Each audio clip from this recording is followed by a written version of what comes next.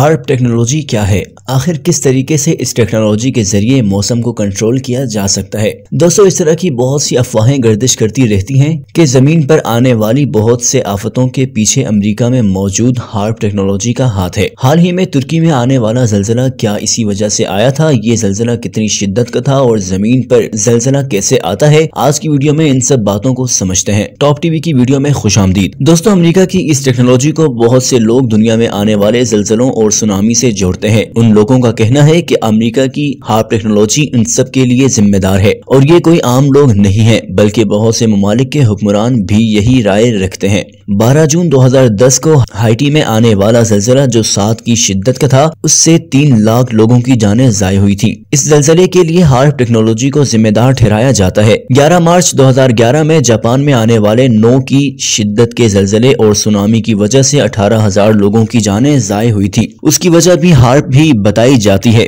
इसी तरह 27 फरवरी 2010 को चिली में 8.8 का जलजला और सुनामी भी लोगों के मुताबिक हार्प की वजह से ही आया था, जिसमें 500 लोगों की जानें ज़ाय हुई थी। और दोस्तों, 17 फरवरी 2010 को फिलिपाइन में खतरनाक लैंडस्लाइडिंग का जिम्मेदार भी इसी टेक्नोलॉजी को ठहराया जाता है, जिसकी वजह से 1100 से ज्यादा लोगों की जानें ज़ाय हो गई थी। इस टेक्नोलॉजी को बहुत से नुकसानात के लिए जिम्मेदार ठहराने वाले आम लोग नहीं थे, बल्कि उनमें ईरान का साबिक सदर महमूद अहमदीनेजाद भी शामिल है। उसका कहना था कि 2010 में पाकिस्तान में आने वाले सैलाब की जिम्मेदार हार्प टेक्नोलॉजी है, जो रेडियो वेव्स फ्रीक्वेंसी के जरिए मौसमों में तब्दीली ला रही थी और कुछ यूरोपियन नेशंस के जरिए बादलों को एशियाई ममालिक की तरफ आने से रोका जा रहा था ताकि यहाँ पर खुशहाली बढ़ जाए। 2010 में ही वेनेजुएला के उस वक्त के सदर ह्यूगो चावेज का ये भी कहना था कि हैटी का जलजला तो सिर्फ वेपन का टेस्ट था, असल में अमेरिका इस हथियार को ईरान के खिलाफ इस्तेमाल करना चाहता है। पर दोस्तों, एक बात है, जो लोग अमेरिका पर ये इल्जाम लगा रहे थे, इनमें से कोई भी ये साबित नहीं कर पाया कि आखिर कैसे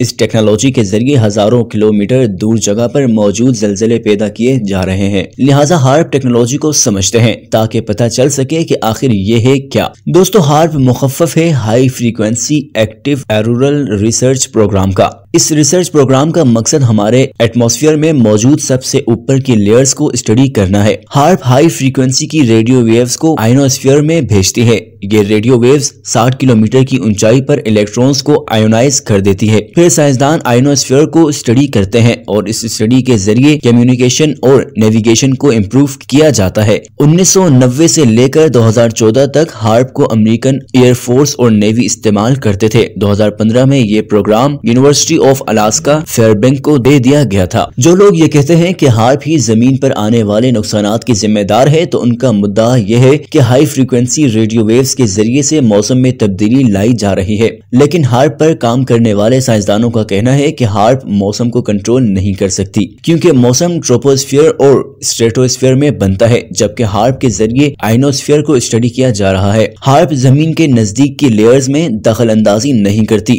दोस्तों, इसके बारे में मुख्तलिफ लोग मुख्तलिफ राय रखते हैं, लेकिन ऐसे मजीद तरीके भी हैं जिनके जरिए जमीन पर जलजला पैदा किया जा सकता है। पहला तरीका तो हाइड्रोलिक फ्रैक्चरिंग है, जिसे जमीन से पानी और तेल निकालने के लिए इस्तेमाल किया जाता है, जबकि दूसरा तरीका है जमीन के बहुत नीचे एटमी धमाके करना। क्योंकि जमीन की मुख्तलिफ प्लेट्स एक दूसरे से जुड़ी हुई हैं, लिहाजा ये धमाके उन प्लेट्स को हिला सकते हैं। लिहाजा इन 2 तरीकों से भी जलजला पैदा किया जा सकता है। इसके अलावा हाई फ्रीक्वेंसी के जरिए भी जमीन को शॉक्स दिए जा सकते हैं। लेकिन दोस्तों, इसके बारे में अभी तक कोई हतमी नतीजा सामने नहीं आया कि तुर्की, शाम और अर्दन में आने वाले जलजलों के पीछे भी किसी साजिश का हाथ है। अलबत्ता ये नामुमकिन भी नहीं है। अब देखते हैं कि तुर्की और शाम में जलजला किस तरीके से आया था। 6 फरवरी को तुर्की और शाम के बॉर्डर के करीब इस जलजले के पहले शॉक्स आए थे, जिनकी शिद्दत 7.8 थी, जिसके बाद दोपहर में दोबारा 7.5 का जलजला आया। इन जलजलों में बेतहाशा माशी और जानी नुकसान हो चुका है। अब तक तकरीबन 37,000 लोगों की जानें ज़ाय हो चुकी हैं और अब भी बेतहाशा लोग मलबे के नीचे दबे हुए हैं। दोस्तों, ये पहली दफा नहीं है जब इस इलाके में इतना खतरनाक जलजला आया है। इससे पहले भी जलजले आते रहे हैं और इसकी वजह यह है कि तुर्की और शाम के इलाके में 3 टेक्टोनिक प्लेट्स एक दूसरे से आकर मिलती हैं, जिनके नाम एनातोलिया प्लेट्स, एरोशिया प्लेट्स और अरेबिया प्लेट्स हैं। जलजले के वक्त जब ये तीनों टेक्टोनिक प्लेट्स एक दूसरे से टकराती हैं तो बहुत सख्त जलजला आता है। इस दफा जब जलजला आया तो सबसे पहले शॉक शुरू हुए थे तुर्की के एक कस्बे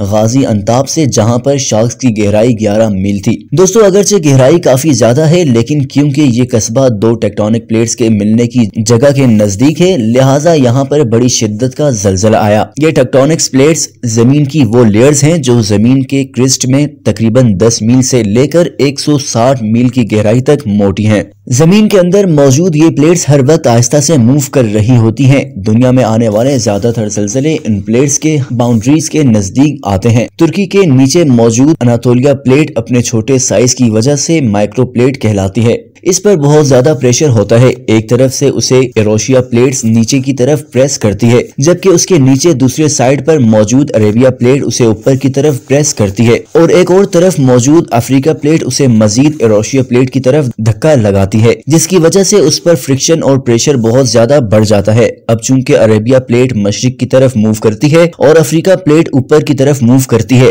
तो इन तीनों प्लेट्स के दरमियान फ्रिक्शन पैदा हो जाती है, और जब इनके दरमियान ज्यादा प्रेशर बिल्डअप हो जाता है तो फिर ये प्लेट्स स्लाइड करती हैं, जिसकी वजह से जमीन पर जलजला आ जाता है। इसी वजह से गाजी अंताब में 7.8 की शिद्दत का जलजला आया था। गाजी अंताब के नजदीक प्लेट्स एक दूसरे से टकराकर स्लिप हुई, जिनकी वजह से जमीन के ऊपर जलजले के झटके आए। इसके बाद 6 फरवरी को ही सपहर में तुर्की के इलाके इकिनोजू में 7.5 की शिद्दत का जलजला आया था, लेकिन इस जलजले की गहराई सिर्फ 6 मील थी, लिहाजा शिद्दत इसकी बहुत ज्यादा थी। दोस्तों इन दोनों जलजलों को मिलाकर तकरीबन 285 झटके आए थे। 4 खतरनाक टेक्टोनिक प्लेट्स की वजह से यहाँ पर मुसलसल तारीख में इस तरह के जलजले आते रहे हैं और अब भी आ रहे हैं। दोस्तों ये थी आज की वीडियो कैसी लगी कमेंट सेक्शन में जरूर बताइएगा। वीडियो को लाइक कीजिए, शेयर कीजिए और हमारे चैनल को सब्सक्राइब कीजिए।